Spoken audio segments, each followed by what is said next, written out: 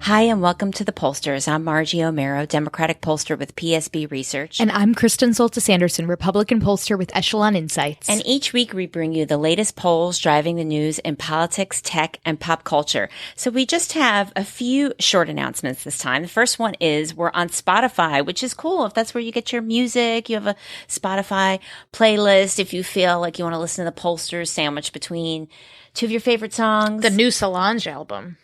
For example, yes, you can do that. So good. And it's on Spotify. Yes. So because I spent most of the last 72 hours listening to it. We're super excited. Spotify does not put every single show on there. So we were really excited to be included. And we're featured right next to some of our podcast friends at Left, Right, and Center by KCRW. We've both been on that show hosted by Josh Barrow and Rich Lowry. And I will be doing a live show with them in LA on the 20th of October at the Ace Hotel, which people tell me is cool. Ooh, I've been to the Ace Hotel in New York just for a drink. I've never stayed there, but it's pretty cool. So it's like the best place you can walk to from Penn Station and get a drink and not feel like you're in Penn Station. Like at Hula Hands or something? Yeah, before we walked in here, I was telling Margie that I struggle with like so many people I know love New York City.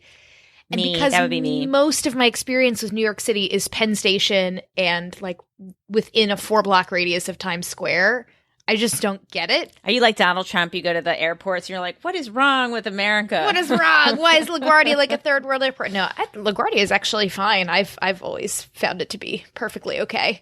But yeah, the Ace Hotel is like, oh, okay, I get this New York thing a little bit more. Yeah, New York is pretty sweet, but LA is pretty cool also. I like to go visit LA. I would not want to live in LA, but I would love to go visit LA. So I will be there on the 20th. So you should go. You should get tickets. It'll be fun. And there'll be other people who are also entertained. I think I'm going to be in LA on the 20th for something different. Yes. We should talk. We should talk. We may be recording our show from out there 2 weeks Okay, from now. this will work. We'll have several live Awesome. shows. So those are our incredible announcements. And now we're going to talk a little bit more about what's been in the news this week. What would you say are some of the top lines this week, Kristen? The Taxman Cometh, but not for Donald Trump. We will talk a little bit about what the polls say about Donald Trump's tax returns and the fact that he hasn't really released them yet. Still. We'll also talk a little bit about the Veep Rumble. Will it matter in the race? Who won? Who cares? We'll talk about Stephen Colbert's critical focus group with an absolutely essential swing group of voters. Then there's a hurricane bearing down on Florida. Listeners who are in the path of Matthew, be safe, evacuate, charge up your devices so that you can listen to the pollsters while you are headed inland. We're going to take a look at some polling about not weather, but climate and climate change and what people from different parties think about the science behind climate change. And last but not least, it's October. Start thinking of your Halloween costumes now. We'll give you some ideas and inspiration from the polls. So first we have our poll of the week, and this comes from NORC. So they did a really big report on news consumption, and we saw this actually, our old friend and former guest, Carl Bialik from 538 wrote about this, and we found the link to it. And as always, we link to the stuff in our show notes. And what they found, NORC, they did this poll in January. So it's about news consumption, but it's not, kind of the moment news consumption, but that's okay. And we've talked a lot about where do people get their news? But one thing that we haven't talked about is, do people feel overwhelmed by it? There's a fantastic book by one of my friends, Clay Johnson, The Information Diet. That's right. The first time I met him, he looked at my phone and was horrified at the number of apps that I had on my phone and was like, you need to pare this down. Like, I needed to KonMari my information situation. And he's not wrong. So NORC, they asked people, do you feel overwhelmed at times by the quantity of information available to you? And 62% of people say, not really, but sometimes it can be too much. 16% are in my camp where we say, yes, I often feel overloaded. Then again, I do that to myself because I Right. read Twitter constantly. So Right. it is completely self-inflicted. And then 22% of people say, no, I do not feel overwhelmed by the quantity of information that I have. Yeah. So I thought, I mean, I guess I was surprised that you didn't have more people say that they felt like really overwhelmed. So I guess that's good news. Well, and when they ask, what are you getting more information about? Most people are getting more information about health and hobbies. And so presumably it's things that they're interested in, that they're going looking for. It's not like me where I'm being inundated with like constant Garbage news. fire hose of Trump garbage. Garbage news. It's like, ooh, I'm going to like look at this food blog and learn how to make a delicious meal, or No. I'm going to troll around on Pinterest and figure out how to decorate my living room. Like, No. that information is kind of fun. The things where people got the least information were things about local news, civic life in your community, and neighborhood and neighbors. Turns out the internet is no replacement for getting to know the folks next door. True enough. And the last bit that I thought was kind of interesting from this NORC poll. So they also asked, thinking about purchases you might make, how often would you consider seeking out new sources of information in addition to your usual sources of information? Then they asked the same question about national issues. So national issues facing the country today. How often would you go seek out new sources of information? So maybe you can see where we're going with this. People are more likely to seek out new information sources for major purchases than they are for national news. Well, speaking of national news, on Sunday, if you tuned in at 11 o'clock a.m. to CNN, you caught Brian Stelter's Reliable Sources, where you saw both Margie and I talking about the big news bombshell of the weekend, which was the New York Times release of Donald Trump's taxes. I think that wasn't there an interview at the top of the show with the reporter, Yes. and she sort of hedged when he asked her, "Do you have more information that hasn't come out yet?" She said no comment. Yeah. And she said, and I think he asked, do you know who sent this to you? And she said no comment. I am a believer in the internet theory that it's Marla Maples. Yeah, why not? And there was some other piece, and I apologize to everybody who I'm sure has read it, that I have not read the fine print, but something where she said, like, I'm always checking my mailbox. Like, she always had this kind of mailbox thing that people were. Yeah, it's a great article. She writes about how, nowadays so many reporters, everything is digital, but she still has a like snail mail mailbox that she's obsessive about checking. And Yeah. so sure enough, one day in that, and she said like most of the mail I get is people in like New York State penitentiaries, like, She's going to get all kinds of great mail. Well, now. no. So then at the end of her column about like, here's why good old fashioned checking your mailbox journalism matters, she puts the address and says like, send me your stuff if you want to do an anonymous tip. And I was like, oh, her poor mailbox. Although I did see some Twitter snark that I was amused by, where it was sort of billed as like, this is a great lesson to young journalists about how to get a big scoop. And someone else retweeted it and was like, yes, step 1. Work at the New York Times. like Marla Maples isn't just dropping that in the mail to, some no-name blogger. That's funny. Sure does help. So, I mean, what was interesting about the polling on taxes, so there was quite a bit of polling about Trump's tax returns before this bombshell. There's been a little bit afterwards. It's pretty consistent in terms of what it finds, which it finds that people think he should release his tax returns, and also that people know he hasn't released his tax returns. There was one poll, this was done, I think, in August, that showed, I think this was Quinnipiac. It was either Quinnipiac or Monmouth, that showed that more people knew that Trump had not released his tax returns than knew that Clinton had released her tax returns, which I guess is not a surprise because the negative is more salacious than, ta-da, here are your tax returns. And I guess the other issue, and this was part of the, I guess, round 2 of Breonna Keeler with somebody from the Trump campaign, where she was saying, no, the polls show that people do care about Trump's tax returns. And I actually have a little bit of a quibble about that, because they do want him to release his tax returns, but that doesn't mean that this is necessarily a vote driver per se, because obviously if 3/4 of Americans know he hasn't released his tax returns even before this bombshell, it's not that he was getting 25% of the vote. So, I mean, it's not like this and then automatically you're not voting for him. Right. And but there's always a chicken and egg problem whenever you're dealing with something about a specific candidate, where we can look at these polls. I think this is the SurveyMonkey poll that fielded, I think this poll actually fielded before the New York Times bombshell. But it said, 67 or 76% of Americans think Donald Trump should release his tax returns. 6 out of 10 Republicans, over 90% of Democrats. You've got 3/4 of independents. But when you ask bipartisan agreement, but when you ask how strongly you feel about it, only 16% of Republicans feel strongly about it. Perhaps those are the #NeverTrumpers. 76% of Democrats feel strongly about it. Presumably those are the ones. They're all already voting for Clinton, so Trump doesn't need to worry about them. Right. And then there's this 43% of independents, which I wonder how Trump and Clinton are doing with independents. Like, if you looked at the crosstabs, are all of those 43% of independents who feel strongly about Trump releasing his tax returns, are they already voting for Clinton? Are they undecided? Who are they? Because that's, to your point, that's what would determine, does this actually move the polls? This might be very important to a lot of people, might not be a driver of their vote. And if Trump were to release them tomorrow and everything were to be fine, doesn't mean those people will go, well, everything's fine.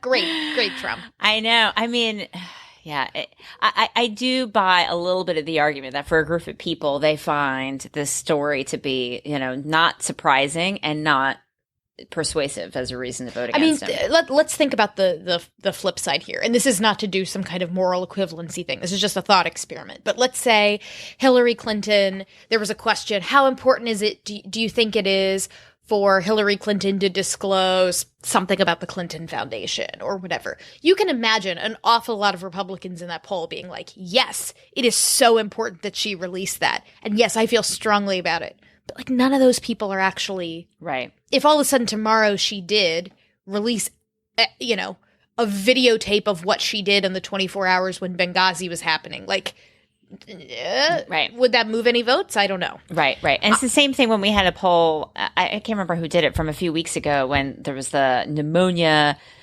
news, and you had people saying that clear majorities, that the candidates should release their mental health records or physical. Basically, there's nothing you could ask about that people would say, nah, they don't need to disclose it. For the most part, people want to see all kinds of disclosure. So it doesn't necessarily mean that the lack of disclosure is just going to make everyone turn against a candidate per se. However, I don't think we've seen the last of this tax news story for sure. YouGov and the Economist released a poll, and this was done fairly recently, and they asked, have you heard a lot about a variety of different stories?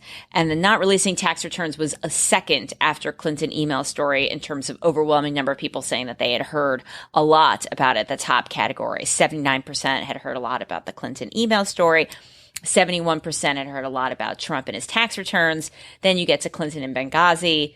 Then it just starts to become kind of more recent stuff. The deplorables remark, the Miss Piggy remark, and so on. Far further down the list, Trump Foundation, Pam Bondi donation. That's a Attorney General in Florida, discrimination lawsuit, Trump Cuba story, which was just in the news pretty recently. I'm not surprised that was not very high in the list. But anyway, the tax returns is pretty salient. It would not surprise me if the tax return story doesn't come up again in the debate, because if you'll notice, in the debate last week, Clinton got under Trump's skin when she talked about whether or not he was as rich as he says he is, and if he was a good businessman. Like, that's the wound that you can poke, where he just freaks out and loses his cool.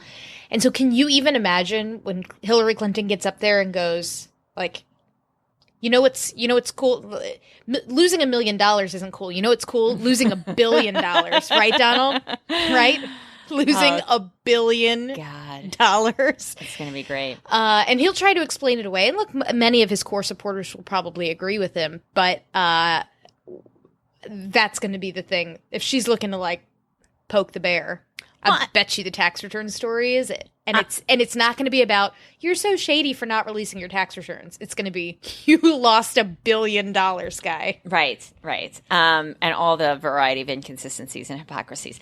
But I'm sure he's been hitting the books, pretty hard in the last week. My favorite thing about the Veep debate was that there was a moment when And I will say, you know, we'll get into the Veep debate thing in a second. I think Mike Pence did an amazing job considering the circumstances. But there was a moment when he was saying, like, Donald Trump doesn't run an insult-driven campaign. And at that exact moment, Donald Trump is retweeting a tweet that says that Tim Kaine is like a villain from a Batman movie. I mean, like these two things are happening. I'm such a millennial. I'm doing this, the multi-screen, the two-screen experience. And on the one screen, Donald Trump's not running an insult-driven campaign. On my other screen, is Trump, Tim Kaine. Trump running his own insult campaign. Is a Batman villain. By the way, Batman villain, a pretty popular Halloween costume. We'll find out later. Excellent. So Tim Kaine has got a lot of company if that's what he chooses to go as this Halloween, particularly with the older adult set. Well, so prior to last night, how many people would have been choosing Tim Kaine or Mike Pence as their costumes? Did anybody know who they were? The polls suggest no. Not really. So there was ABC did this with SSRS, and they asked people who is the vice presidential nominee for the Republican Party, and about a third said not sure. 37% said not sure. For the Democratic Party, you had I think 40% who couldn't, they didn't have any impression of Pence when you gave him his name. More than that, had no impression of Kaine when you supplied his name. SurveyMonkey had kind of similar numbers showing pluralities. A plurality didn't know enough about Tim Kaine to have any sort of impression of him. For Mike Pence, people are a little bit more divided between favorable, unfavorable, and have no idea, not sure. So I guess this really is not a surprise that the VP picks were overshadowed headed into this VP debate by the top of the ticket. That's probably still going to be true. I think the VP debate is not going to ultimately move the needle. Pence, I think, won on style. Kaine, I think, won a little bit more on substance, given that Pence kept trying to sidestep around his running mate and some of the issues that he said, some of the things he said he didn't say, but actually said, made a lot of news today. But still, I think most of the data coming out of that debate showed Pence having an advantage. So Luntz did a focus group that showed pretty decisively that people supported Pence and thought Pence was doing a good job.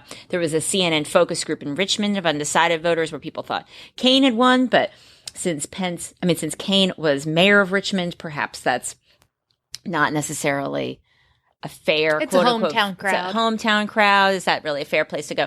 And then the CNN poll, and that's an actual real poll, not one of these go online and refresh kind of polls. They pre-recruited people. They did a poll before the debate. They asked people their vote. They asked people if they were going to watch. They called people back. So it's, you were actually, talking to real people. And they found a slight advantage to Pence, 48-42 over Kaine. So even though the poll was a little Democratic. Yeah, David Chalian said that the respondents to the poll leaned slightly more Democratic. So in this case, I think it's notable, right? You had an awful lot of Democrats taking this poll and still saying like, no, I think Pence won. Just like you had a lot of Republicans taking their poll previously and saying, no, Clinton won.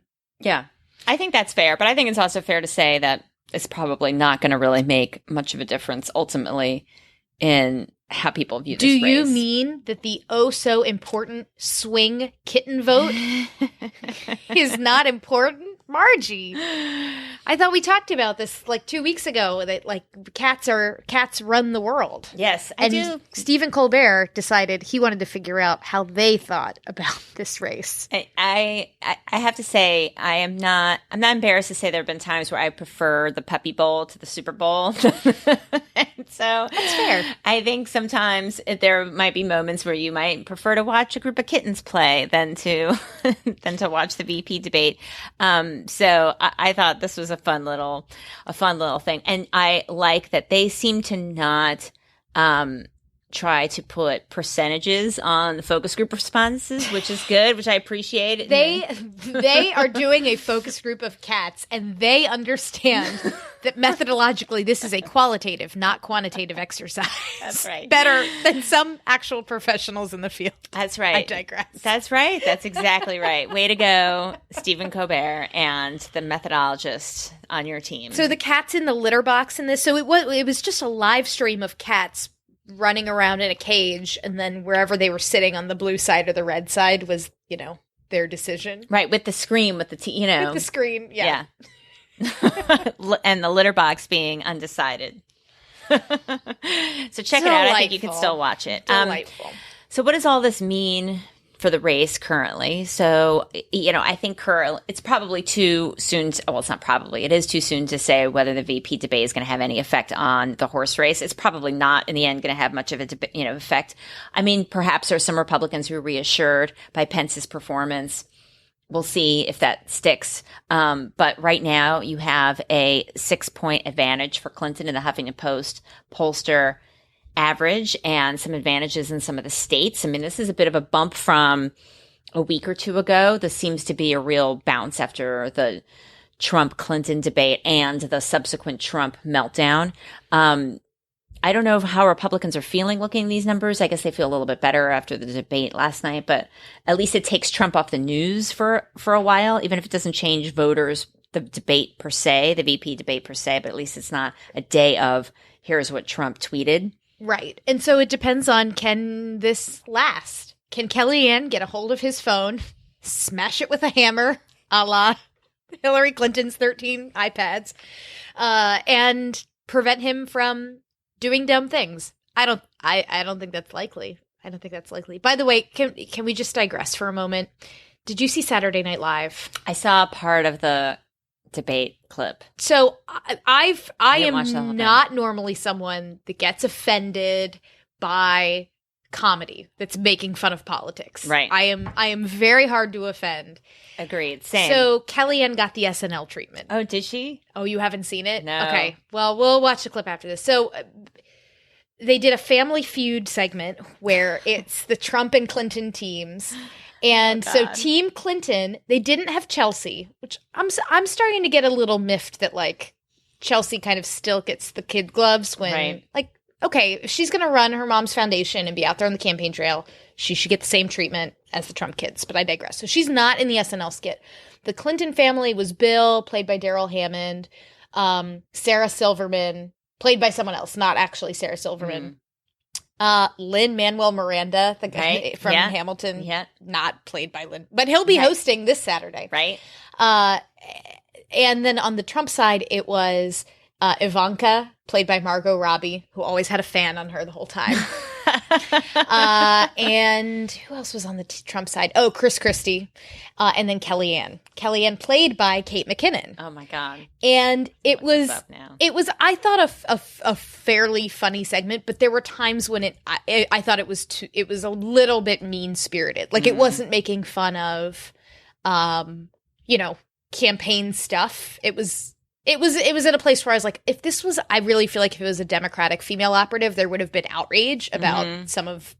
So anyhow, hey, one of us got the SNL treatment, breaking the glass ceiling, but I was uncomfortable with it. So anyhow, I digress. But in terms of the polls right now, I'm always really focused on these state polls. As I was walking in here, there was some fresh polling that had come out. I think Reuters Ipsos had some pretty favorable polling to Trump that had just come out in a bunch of swing states. There was a poll today that showed in a state like Pennsylvania, you have Clinton up by 10, but you still have Pat Toomey and Katie McGinty tied in the Senate race. So in a lot of these states where you see these big gaps between where Donald Trump is running and where the Senate Republican is running, the question is still there. Are we actually going to see this many people split their tickets? But overall, it's looking less good for Trump in the Electoral College. Ohio's still pretty close. Florida's still pretty close. Pennsylvania. I think there was a poll out today that showed Clinton up in Ohio, which there hadn't been one in a while. I think it was a pretty slim margin, which was why it was then pretty extraordinary, because Rob Portman was winning by like 20 points in that same poll. It was like, oh, okay, somebody described it as he's reached escape velocity. But then other polling showed, I think North Carolina's still close, and Richard Burr, the incumbent Republican senator there, 46% tied his opponent 46%. So even though the Senate map has changed and some states Republicans have put it away, it's pretty safe.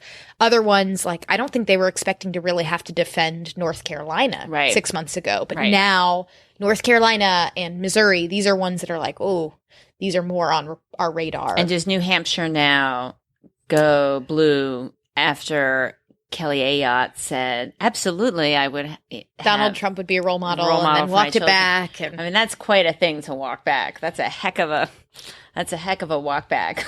Anyway, so every cycle there's always some debate comment that makes it into an ad that goes a little viral. So I guess she's the one. She's the one this cycle. Anyway, so all this means that there's going to be a lot of pressure on Trump to do well this Sunday. And I guess, we'll have to see if there's going to be as much interest in this debate as there has been in the past two debates. Is it going to be somewhere between the VP debate and the first debate in terms of ratings? That one's hosted by Martha Raddatz and Anderson Cooper, right? That's this one on Sunday. So that should be fun. That's exciting. So next, we are going to talk a little bit about climate change. So Pew has done a really great extensive report about climate change and some of the views toward climate change. There's a lot in there to look at. So folks should go take a look and read it themselves. Yeah, it's pretty extensive. I study this issue a lot because I am on the advisory board for a group called ClearPath. It's a group that's focused on trying to get Republicans, to promote sort of conservative clean energy policies, to things like nuclear, hydropower, et cetera, et cetera. And so I do a lot of polling work for them. And I found these findings really interesting because Pew breaks things out by party. And so on questions like belief about climate change, Earth is warming mostly due to human activity. You've got 15% of conservative Republicans who believe that. Again, generally, when you look at polling, conservative Republicans say they think the Earth is warming, but it's probably man-made. Meanwhile, for moderate and liberal Republicans, you have a much bigger slice that say, yes, Earth is warming and it's mostly due to human activity. When you look at questions about what do you think is likely to happen as a result of climate change, there's a huge gap between conservative Republicans and moderate and liberal Republicans, but then there's actually between moderate Republicans and moderate Democrats, there's like almost no gap. So it's fascinating to me. Moderate Republicans are closer to conservative Democrats on some of this stuff. There is not orthodoxy within the Republican Party on all of this. And so you have, pretty sizable numbers overall. About 40% of adults, between 41 and 43% think that we are very likely to see things like more severe storms, more droughts and water shortages. The finding that I think was perhaps the most interesting for me was this question about what does the long-term future look like? So within 50 years, will Americans make major changes to their way of life to address climate change? 61% of people believe that, and the group most likely to say yes to that was moderate to liberal Republicans at 68%. More of them think that we will be making major changes to our way of life, even compared to Democrats, even compared to liberal Democrats. Right. And that new technology will solve most problems from climate change. Moderate Republicans are exactly in line with where liberal Democrats are on that question, with about 61% of moderate Republicans, 63% of liberal Democrats saying that it's going to be new technology that's going to solve most of our problems. I mean, that seems very, I don't know, pie in the sky, very rose-colored glasses, like, oh, we'll just, Well, so I was kind of heartened by that because that's really the message. Like, that is the kind of conservative clean energy message is let's innovate our way out of this rather than regulate our way out of it. Let's come up with cool new ways to power everything that we do that doesn't I guess pump a bunch of junk into the sky. I guess it's not that I'm pessimistic about technology solving these problems. I guess I'm pessimistic about sort of the political climate to encourage technology or to implement or to encourage people to make major changes, just given, for example, how partisan these numbers are overall, and what we know about how climate change, falls along partisan lines and operationally in Washington. So I guess it's the optimism that in 50 years, things are going to work out. It seems to me doesn't really match with where the political climate is right now. Well, you wind up with, when you take a look at these partisan and ideological breaks on what do you think would make a big difference to address climate change, restrictions on power plant carbon emissions, 51% of voters overall say they think that would make a big difference. Again, you have an identical response between the moderate Republicans and the conservative Democrats. They both behave the same on this question. International trade agreements to limit carbon emissions, however, splits them back out. People fall more into their partisan camps than their ideological camps over that. The one, if I was giving Pew some feedback on this, the one thing I would have changed is I wasn't crazy about, they say, would corporate tax incentives make a big difference to address climate change?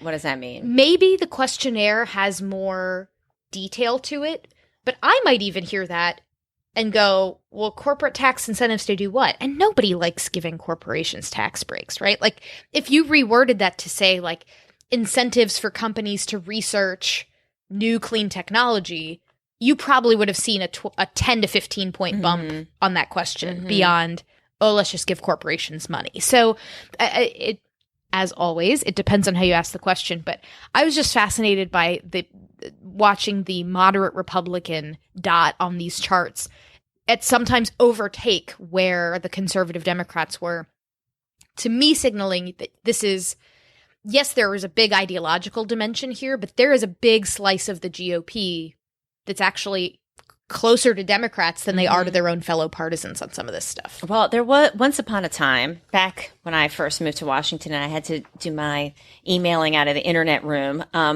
things like climate change were actually not really very divergent along party lines. I mean, Democrats and Republicans very frequently agreed, even if it was not quite as pressing of an issue, let's say, or as urgent of an issue as it seems now. But at the time, it was much less of a there was much less of a party divide than there is now. I mean, these numbers are really striking. That's why Pew released so much of it by party, because it just explains, like, frankly, so much of what we talk about on this show.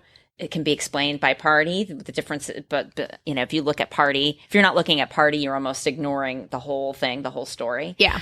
So that's why I think Pew released so much here. Now, you may not be surprised to know that a lot of folks in my neighborhood in Tacoma Park work in climate change. So I asked one of my friends, Kathleen Kelly, who's one of the top climate folks at CAP, because what I was interested in is this list of what can make a big difference to address climate change, restrictions on power plant emissions, international agreements, et cetera, the corporate tax incentives that you mentioned.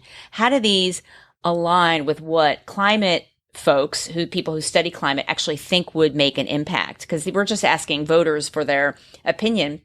How does it match with what other folks think? Because if you look at the overall numbers, there's actually not that much of a difference. There's a little bit of a difference in the overall, but not dramatic. But she said that for the most part, these are pretty much in alignment with what experts, in terms of the ranking of what voters would say. I mean, she said she would put international agreements probably even higher, but that people reducing their carbon footprints, while people want to take action by themselves, obviously that's good to take action. Ultimately, what sets the stage for all this is international agreements and some, governments taking action. So anyway, so just a little feedback Interesting stuff.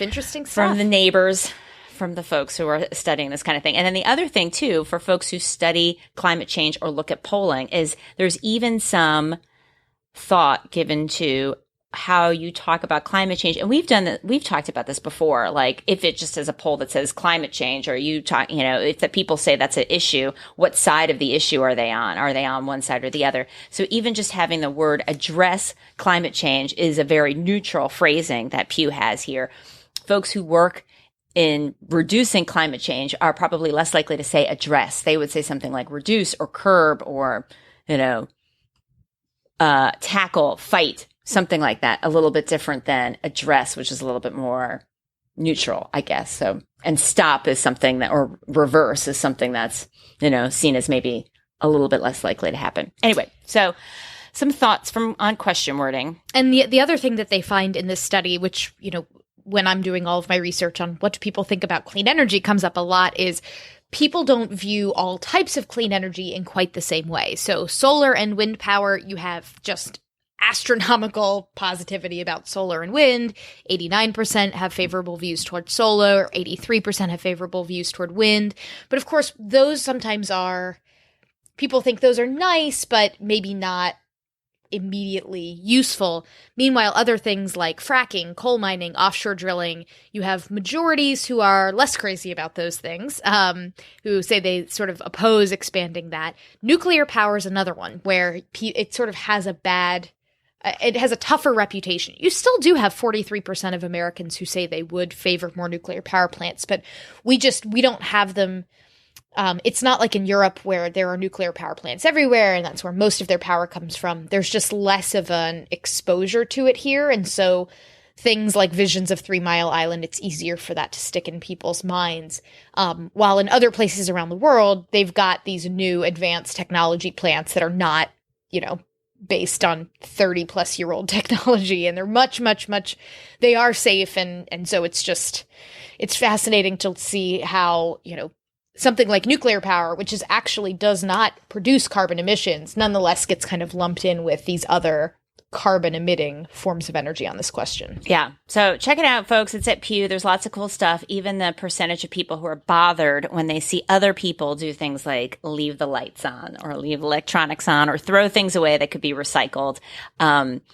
Or drink from a disposable water bottle. Which of those things bother people? So go check it out if you have a chance. All right, last but not least, it's October, which means it's almost Halloween, and time for us to think about what we might dress up as for Halloween. So there was some polling that was done. This is National Retail Foundation figuring out what people are most likely to wear. For children's costumes, the top costume this year is likely to be an action or superhero, followed by a princess. Yes, and apparently this is new that princess takes the number 2 spot, which I saw people kind of rejoicing and showing a girl in a like action hero thing. I'm like, I'm sure, but I bet if we broke this up by gender, you'd probably find princess might be number 1, perhaps. Probably, but if there is enough of a decline among that crosstab.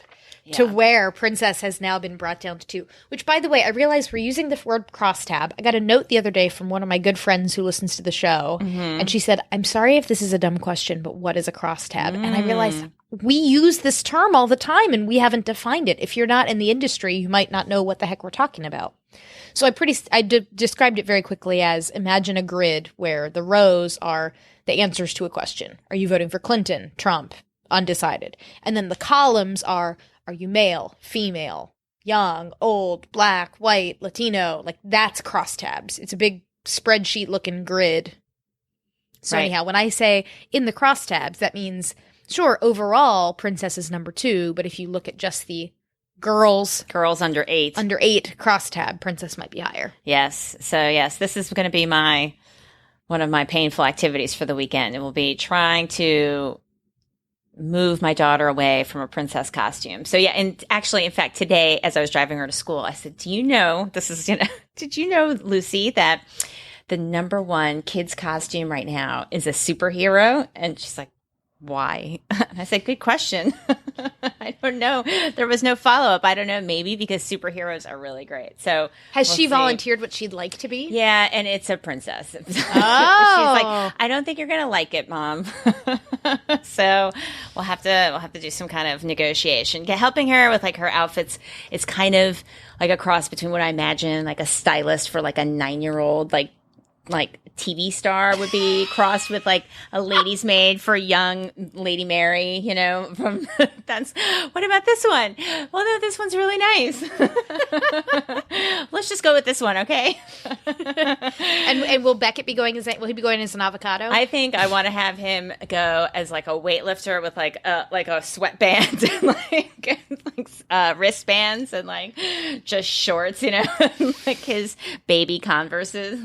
That's kind of I don't know. If no way he'll ever look at those pictures 20 years from now and be like, what that's my plan. You do? That's my plan because he's just such a big chunk. So that's basically now, one thing I question in here. So they say number 1 is action / superhero, but then they have Batman character as number 4. I know, and then they have DC superhero excluding Batman. DC not being the District of Columbia, right? Instead being the comics.